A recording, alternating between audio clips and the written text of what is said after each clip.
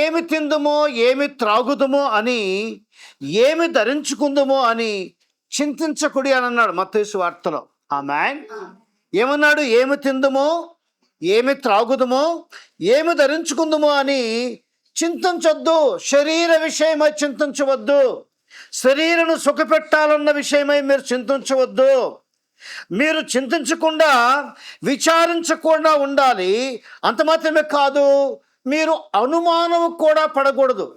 ఏమి తిందుము ఏమి త్రాగుదము ఏమి ధరించుకుందామని చింతించడమే కాకుండా విచారించకుండా ఆ విషయంలో అనుమానం కూడా మీకు వద్దు.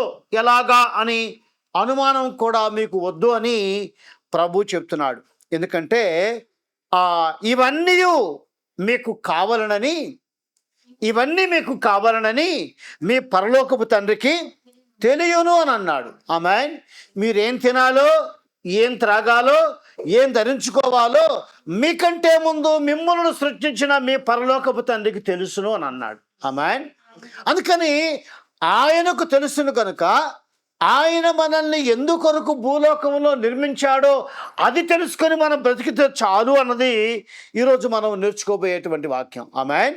అందుకని అన్నాడు, అందుకని మీరు ఆయన రాజ్యమును ఆయన నీతిని మొదట వెదకండి. కాబట్టి మీరు ఆయన రాజ్యమును నీతిని మొదట వెదకండి అని అన్నాడు. ఎప్పుడో అప్పుడేమవుద్దట అప్పుడు అవన్నీ మీకు అనుగ్రహింపడను. ఏవన్నీ?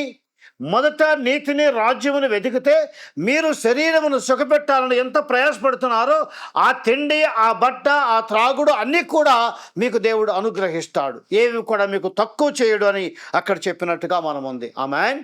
మరి ఎలాంటి వారు ఈ శరీరాన్ని ఆస్పదము చేసుకొనక దేవుడు చెప్పినట్లుగా ఆయన కొరకు ఆయనను ఆస్పదం చేసుకొని ఈ లోకంలో జీవిస్తూ ఆయన రాజ్యమును నీతిని ఎవరైతే వెతుకుతూ ఉంటారో వారు అన్నీ కూడా పొందిన వారై ఉంటారు అని దేవుని వాక్యం తెలియజేస్తుంది. హల్లెలూయా. ఆమేన్. అంటే ఆయన రాజ్యం ఉంది. ఎప్పటి నుంచి ఉంది? భూలోకమును దేవుడు కలుగు చేసి భూలోకములో నరులను నిర్మించినప్పటి నుండి ఆ నరులకు రాజ్యము కావాలని దేవుడు ఎరిగి ఉన్నాడు.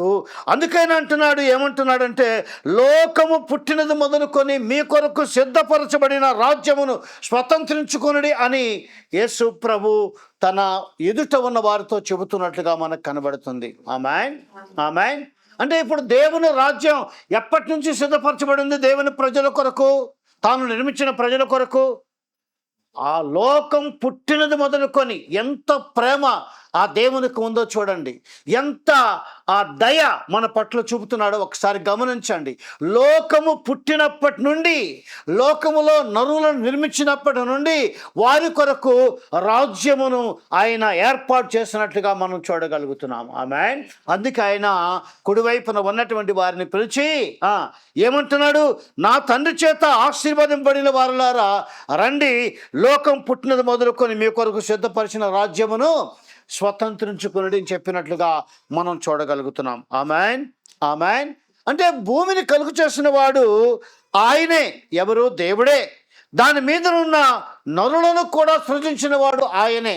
భూమిని కలుగు చేసినప్పటి నుండి, దాని మీద నరులను సృజించినప్పటి నుండి నరులు దేవుని రాజ్యములో ఉండాలని తీర్మానం చేసింది కూడా ఆయనే. అందుకు నా నీతిని రాజ్యమును మొదట మీరు వెదకండి అనంటే ఎక్కడుంది అంటే ముందు నుండే లోకం పుట్టినప్పటి నుండే దాన్ని నేను ఏర్పాటు చేశాను, దానిని వెదకిన వారు దాన్ని కనుగొంటారు అని యేసు ప్రభు చెప్పినట్లుగా మనం చూడగలుగుతున్నాం. కనుక ఇప్పుడు మనం అందరం కూడా ఈ లోకమును కానీ లోకములో ఉన్న వాటిని కానీ శరీరమును ఆస్పదము చేసుకొని శరీరమును సుఖపెట్టు వారముగా కాకుండా మనల్ని పుట్టించినప్పటి నుంచి మన కొరకు సిద్ధపరిచిన రాజ్యం ఏదో దానిని వెదకి, ఆ నీతి ఏదో ఆ నీతిని వెదకి దానిని వెంటాడితే ఆ రాజ్యమును మనము స్వతంత్రించుకుంటామని దేవుని వాక్యం చెప్తుంది. మరి ఆ రాజ్యం కొరకు మనం ఈ లోకంలో బ్రతక నిశ్చయించుకుందాం.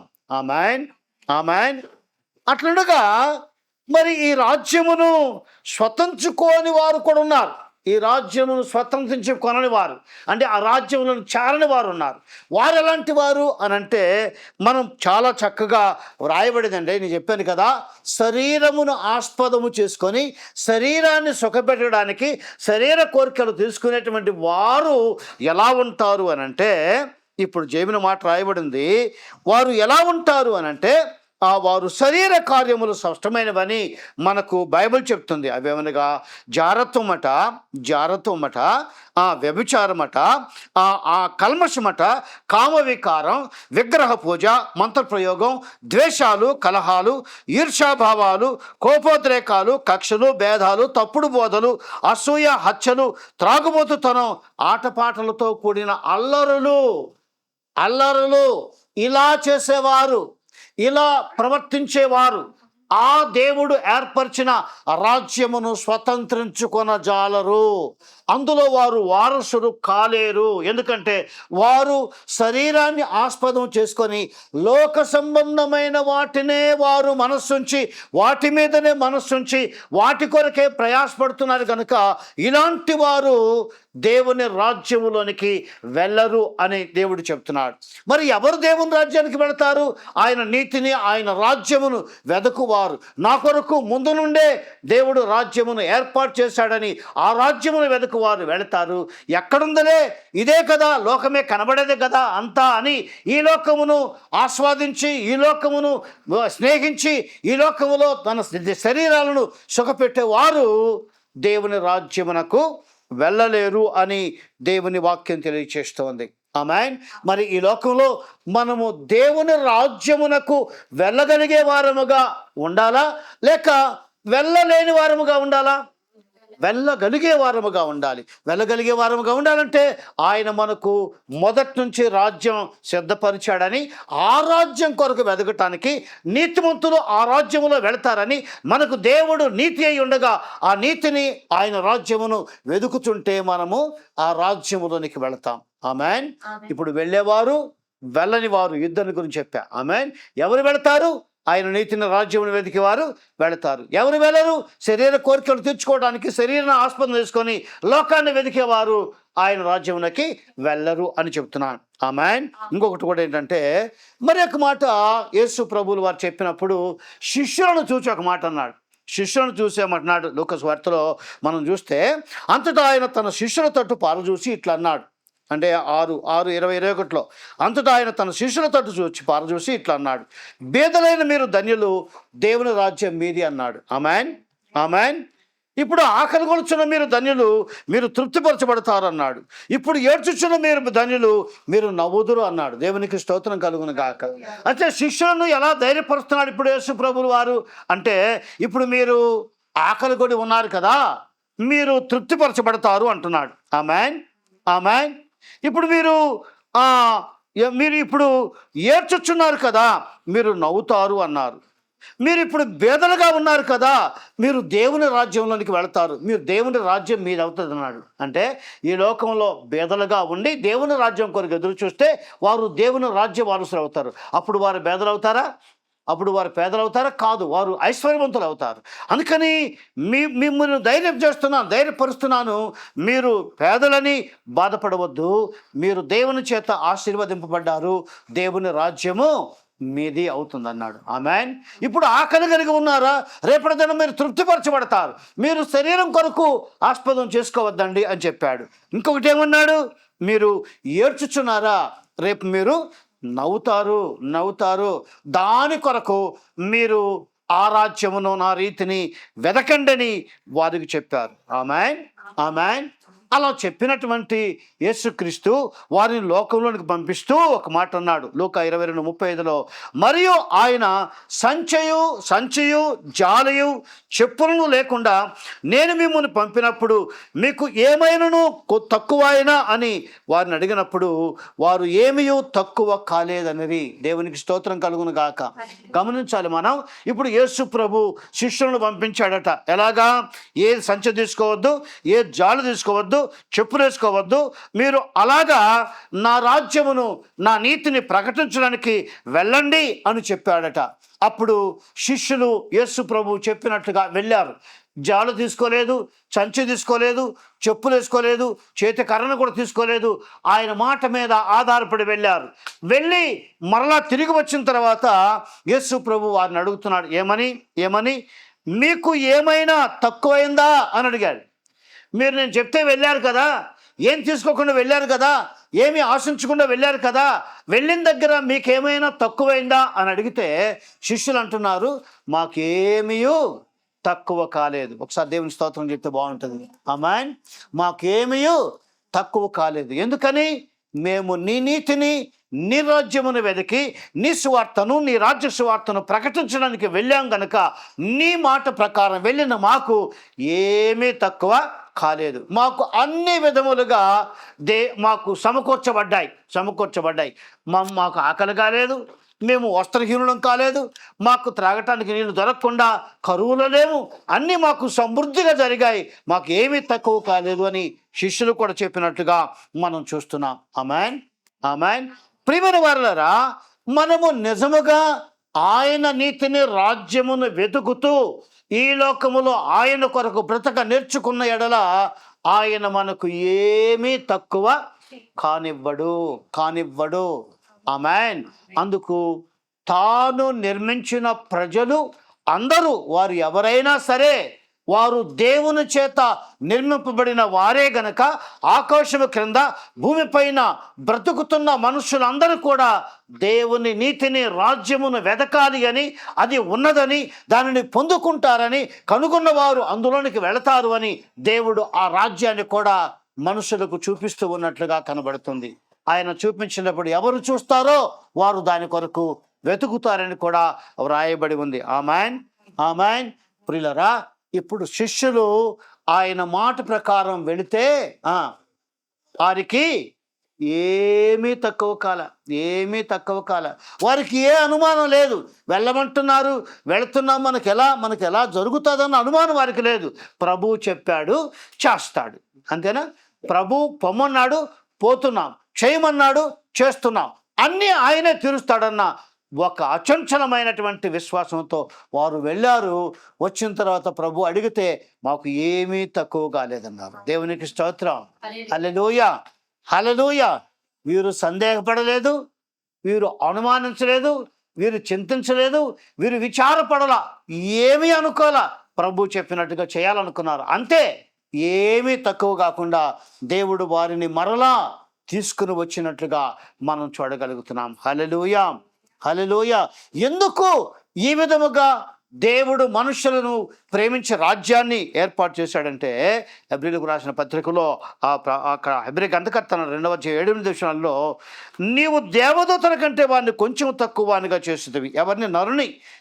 నరుని దేవదూతల కంటే కొంచెం తక్కువ వానిగా చేస్తున్నవి. మహిమా ప్రభావములతో వానికి కిరీటము ధరింపజేస్తున్నవి. నీ చేతి పనుల మీద వారికి అధికారము అనుగ్రహించావు. ఎలా చేశాడంటే మనవుని దేవుడు ఎలా చేశాడట?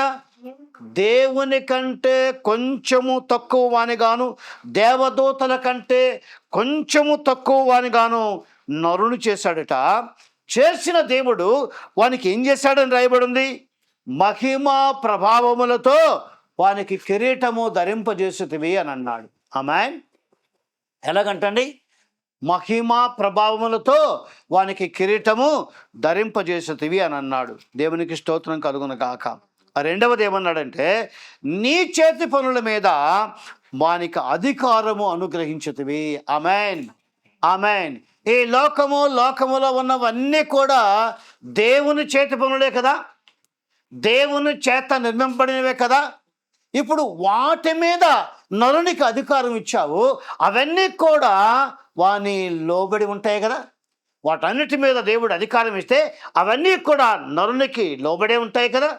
ఆమేన్. అంటే ఇవన్నీ కూడా నరునికి లోబడాలి, నరుడు అనుకున్నప్పుడు వానికి రావాలి అనే లోకములో ఉన్న వాటిని అన్నిటినీ దేవుడు కలుగు చేశాడు. వాటన్నిటి మీద నరునికి అధికారం ఇచ్చాడు. కానీ అధికారం ఉన్నటువంటి నరుడు వాటిపైన అధికారం చెయ్యటం లేదు, కానీ వాటి వలన అధికారింపబడుతున్నాడు. అంటే వాటి అధికారానికి లోబడుతున్నాడు. అర్థమైందండి? లోకములో ఉన్న వాటి అధికారానికి మనిషి లోబడుతున్నాడు. కానీ దేవుడు ఎలా పెట్టాడు? వాటన్నిటిపైన మనిషికి అధికారం ఇచ్చాడు. ఆమేన్. అవన్నీ మనిషికి లోబడాలి. అవన్నీ మనిషి వాడుకోవటానికి అవి మనిషి దగ్గరికి రావాలి. కానీ ఇప్పుడు మనిషి ఏం చేస్తున్నాడంటే వాటిని వాడుకోవటానికి వాటి దగ్గరికి పరిగెడుతున్నాడు. వాటి దగ్గరికి పరిగెడుతున్నాడు. కారణం శరీరం. శరీర సుఖం, శరీరం నెమ్మది, శరీరం బాగుండాలి, సుఖంగా ఉండాలి, నేను బాగా అనుభవించాలి అన్నటువంటి ఏకైక కోరిక చేత ఏటిపైనైతే దేవుడు అధికారం ఇచ్చాడో వాటి దగ్గరికి వెళ్ళి వాటి అధికారానికి లోబడి మనిషి పతనమైపోతున్నాడు. ఆమేన్. అంటే వీటన్ని కూడా అధికారం ఇచ్చిన దేవుడు వాటన్ని కూడా ఎక్కడ పెట్టాడంటే వాని పాదముల క్రింద సమస్తమును ఉంచుతవి, సమస్తమును వానికి లోబరిచినప్పుడు వారికి లోబర్చకుండా దేని నీవు ఉంచలేదు అని అన్నాడు. అంటే వీటన్ని కూడా దేవుడు ఏం చేశాడట? మనిషి పాదాల కింద పెట్టాడట. మనిషి పాదాల కింద పెట్టాడు. ఎందుకంటే అవన్నీ కూడా మనిషి అధికారానికి లోబడాలి కదా. అందుకని అవన్నీ మనిషి పాదాల కింద పెట్టాడు. ఎందుకు పెట్టాడంటే మనిషి ఎప్పుడైనా వాటిని తీసుకొని వాడుకోవటానికి ఎక్కడికో వెళ్లకుండా మనిషి పాదాల కింద పెట్టాడు. ఇప్పుడు ఎక్కడికి వెళ్ళి వెతకాలండి మనం? వాటిని ఎక్కడికి వెళ్ళి వెతకాలి? ఎక్కడికి వెళితే అవి మన ఆత్మకు ఆ ఉజ్జీవాన్ని కలుగు చేస్తాయి కదండి. అవి మనకు లోబడులాగున వాటి మీద మనకు అధికారం ఇచ్చి వాటిని మన పాదాల కింద పెట్టి ఇప్పుడు నా నీతిని రాజ్యమును వెతకండి, అక్కడున్నవన్నీ మీకు దొరుకుతాయని. ఆమేన్. ఎక్కడున్నాయి ఇప్పుడు అవన్నీ? ఆయన కలుగు చేసినవన్నీ ఎక్కడ పెట్టాడు? మనిషి యొక్క పాదాల కింద పెట్టాడు. పాదాల కింద వాటిని విడిచిపెట్టి ఆ పాదాలు పరిగెడుతున్నాయి. ఎక్కడికి? ఎక్కడో ఉన్నాయి, ఎలా ఉన్నాయి అవి నేను తెచ్చుకోవాలని. కానీ మనిషికి ఎక్కడున్నాయి అవన్నీ? పాదాల కింద ఉన్నాయి. ఆమేన్. ఈ దేవుడు ఎంత మంచి దేవుడు అండి, ఎంత ప్రేమ కలిగిన దేవుడు. ఆమేన్. అన్నీ మనకు కావలసినవన్నీ ముందుగానే నిర్మించి అన్నిటిని సిద్ధపరిచి అన్నిటిని క్రమపరిచి ఆ తర్వాత వాటిని పాలించడానికి మనల్ని చేశాడు. వారిని ఏలుటానికి మనం చేశాడు. ఆయన సృష్టిలో కూడా ఆయన చెప్పినప్పుడు అన్నిటిని నిర్మించి వాటిని మీరు ఏలుకోండి అని ఆదాము హవ్వకు చెప్పినట్టుగా మనం చూస్తున్నాం. ఆమేన్. అంటే రాజ్యమును ఏలుటకే నరుని దేవుడు చేశాడు, కానీ ఆ రాజ్యమునకు లోబడటానికి కాదు. ఏ రాజ్యమునకు? ఈ లోక రాజ్యమును ఏలటానికి దేవుడు మనల్ని చేశాడు. అన్నిటినీ మనకు లోపరిచాడు. అవన్నీ మనకు లోబడతాయి. వాటిని అంటే మన కాళ్ళ కింద పెట్టాడు. ఇప్పుడు మనము వాటిని ఎలా పాలిస్తామో, వాటిని మనం ఎలా ఏలుతామో అలా ఏలుబడులు అవి ఉంటాయి. ఆమేన్. కనుక ఈరోజు మన జీవితాలు ఎలా ఉండాలి? మొదట లోకమును ఆస్పదం చేసుకొని శరీర క్రియలకు లోబడిన వారమై శరీరాన్ని సుఖపెట్టడానికి లోకంలో పరిగెడుదామా? లేక దేవుడు ఆది నుండే నా కొరకు రాజ్యాన్ని ఏర్పాటు చేశాడు, ఆ నీతిమంతుడైన యేసు ఆ రాజ్యమును నాకు చూపిస్తున్నాడు, నేను ఆయన నీతిని ఆయన రాజ్యమును వెదకి అందులో ప్రవేశించాలని జీవిస్తామా? ఆయన నీతిని రాజ్యమును వెదకాలి. ఆమేన్.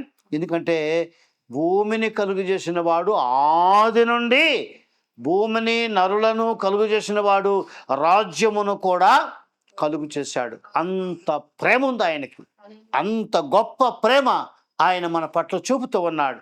కనుక ఆయన ప్రేమను మరచి మనుషులందరూ కూడా ఇప్పుడు ఏం చేస్తున్నారు? ఒరే బాబు అది చేయొద్దురా అంటే దాన్నే చేస్తా అంటారు.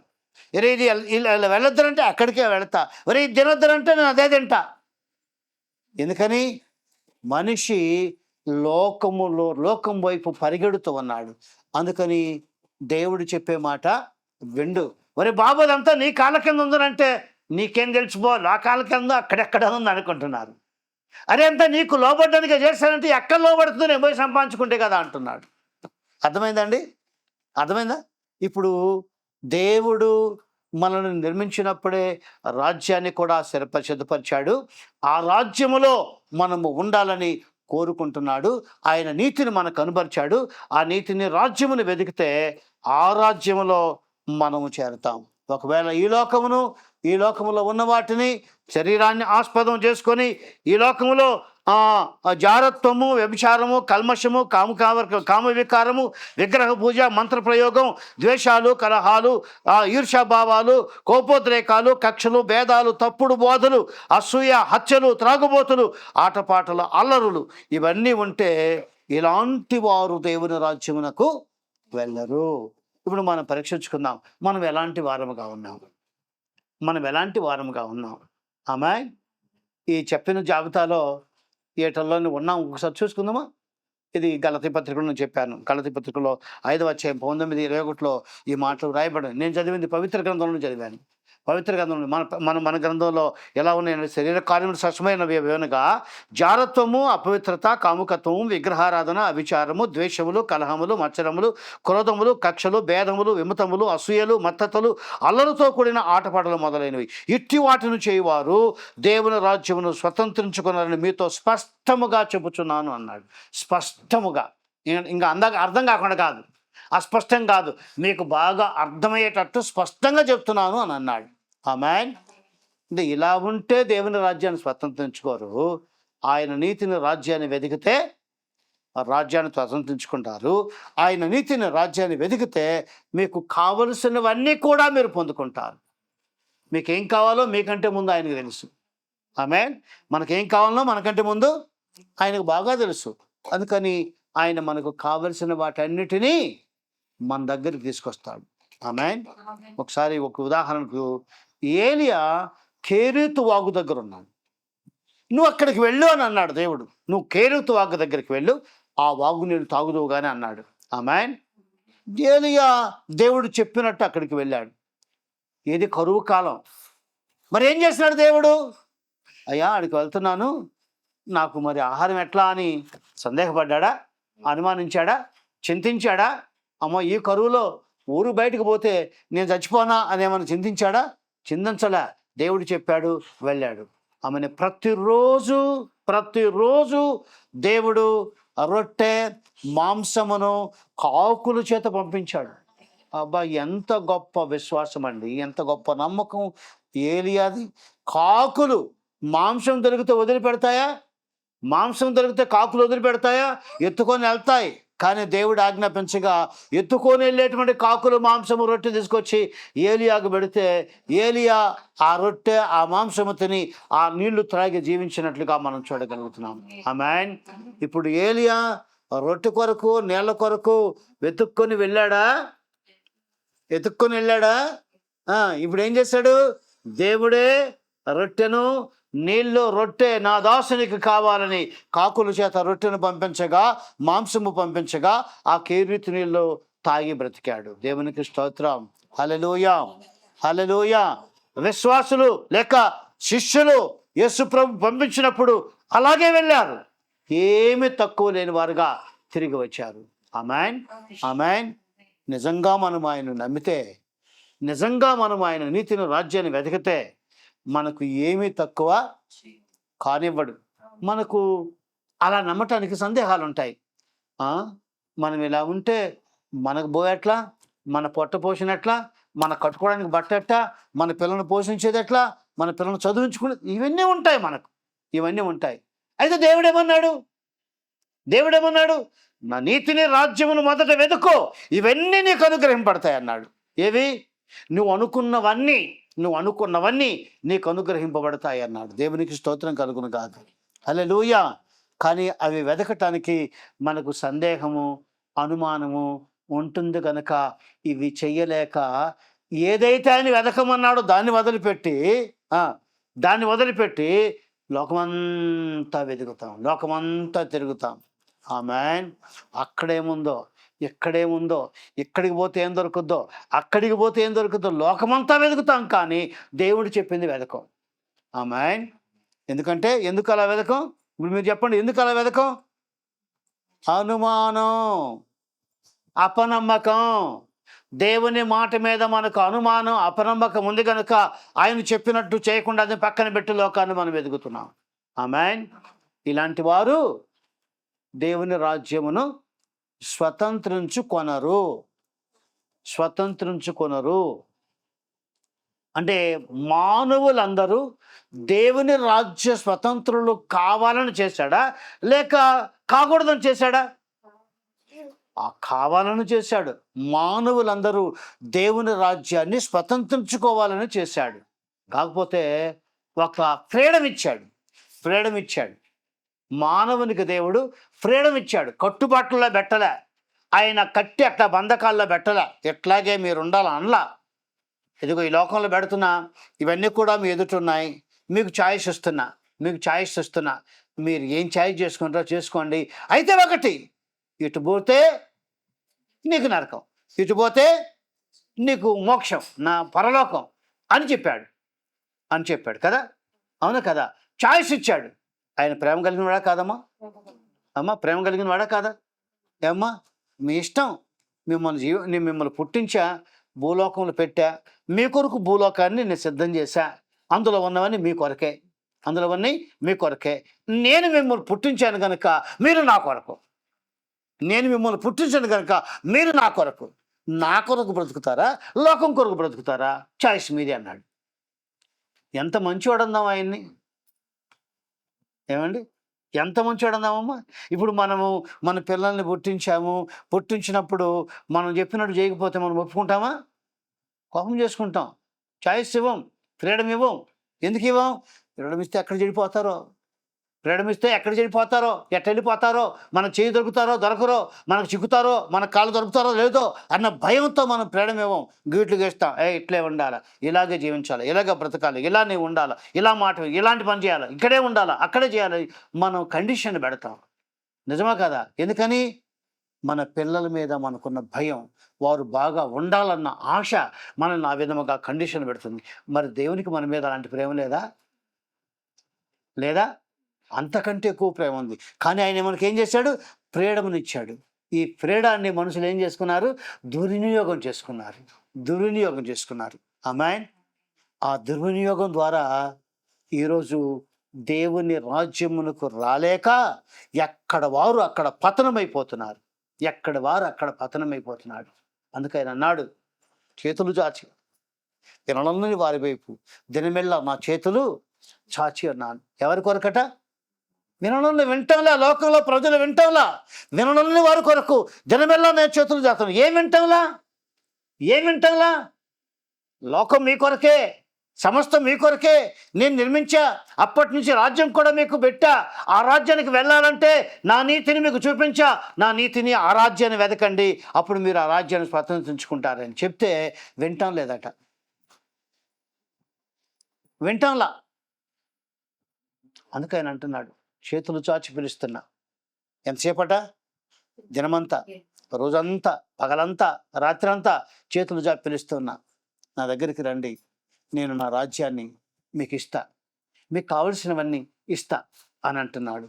కానీ మానవులే ఆ మాటకు లోబడలేక, ఆ మాటను నమ్మలేక, అనుమానిస్తూ లోకం వైపు చూస్తూ ఉన్నారు, లోకంలో పరిగెడుతున్నారు, లోకంలో ఏదో సంపాదించాలని ఆశ కలిగి ఉన్నారు. ఆమేన్. కనుక లోకమును స్నేహించువారు దేవుని రాజ్యమునకు వారసులు కారు. నా నిమిత్తము లోకమును ద్వేషించువారు దేవుని రాజ్యమును స్వతంత్రించుకుంటారు అని దేవుడు చెప్తున్నాడు. కనుక ప్రియమైన దేవుని వారలారా, ఈరోజు మనము దేవుని ప్రేమించువారమా, లోకమును ప్రేమించువారమా? లోకమును ప్రేమించేవారమైతే పతనం అవుతాం. దేవుణ్ణి ప్రేమించేవారమైతే దేవుడు మన కొరకు సిద్ధపరిచిన రాజ్యంలోనికి వెళతాం. ఏది కావాలి? మన తీర్మానమే. ఆమేన్. మన చాయిసే, మన ఇష్టమే. ఆమేన్. ఇలాగ చెప్పేవాళ్ళు కూడా ఉన్నారండి. ఇలా చెప్పేవాళ్ళు కూడా ఉన్నారా? ఏమండి, నేను నా భార్యని పెళ్లి చేసుకున్నాను, నా భార్య ఇప్పుడు ఆమె నేను పెళ్లి చేసుకుని నా భార్య నా దగ్గరకు వచ్చినందుక నువ్వు ఎలాగైనా ఉండమ్మా, ఏమైనా చేయమ్మా, నీ ఇష్టమని అంటానా? ఎవరైనా అంటారా? నేను కోతపోని మీరు ఎవరైనా అనుకుంటారా? మీ భర్తను మీరు అలా వదిలేస్తారా? ఏమైనా చేసుకోండి, ఎట్టన్నా ఉండండి, ఏం పర్వాలేదు అంటారా? ఏమో సార్ అనరు. కానీ దేవుడు దేవుడు అమ్మాయి దుర్వినియోగం చేసుకున్నారు. మనం అట్లా ఫ్రీడమ్ ఇస్తే మనం కూడా దుర్వినియోగం చేసుకుంటాం, బాగుండం కదా. నా భర్త నన్ను ఎలాగైనా ఉండమన్నాడు అనుకుంటే ఎలా ఉంటాం ఇంకా అండి? వాళ్ళ ఇష్టం అమ్మాయి. అలా కాదు. ఫ్రీడమ్ ఇచ్చినప్పుడు నా భర్త నా మీద ఎంత నమ్మకం ఉంటే నాకు ఫ్రీడమ్ ఇచ్చాడు, నా భార్య ఎంత నమ్మకం ఉంటే నాకు ఫ్రీడమ్ ఇచ్చిందని గుర్తిస్తే ఆ నమ్మకత్వాన్ని బట్టి ఈ ఫ్రీడమ్ని సద్వినియోగం చేసుకుంటారు. అంటే అనుకూలమైన రీతిగా జీవనం చేస్తారు. ఆమేన్. అది లేకపోయినప్పుడు దుర్వినియోగం చేసుకుంటారు. అలా మనము ఈరోజు ఈ వాక్యం ద్వారా హెచ్చరింపబడిన వారమై ఒక మంచి తీర్మానంతో ఇక్కడి నుంచి వెళదాం. అలాంటి కృప దేవుడు మనందరికీ అనుగ్రహించునుగాక. ఆమేన్.